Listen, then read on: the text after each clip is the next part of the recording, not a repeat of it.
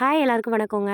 ஆடு எல்லாமே காலையில குட்டியெல்லாம் பிரிச்சு விட்டு கொண்டு போய் காட்டுல முடுக்கிட்டு வந்தாச்சு. இன்னைக்கு தொண்டுப்பட்டிக்குள்ள நெறைய ஆட்டுப்புழக்க சேர்ந்துருச்சு. அத கூட்டலாம் அப்படின்னு சொல்லிட்டு தான் வந்தேன். குட்டிய பிரிச்சு ஆடு முடுக்கிட்டு போனதுக்கு அப்புறமா குட்டி எல்லாமே தொண்டுப்பட்டிக்குள்ள தான் நிக்கும். அதனால சீக்கிரமா புழுக்க சேர்ந்துரும்.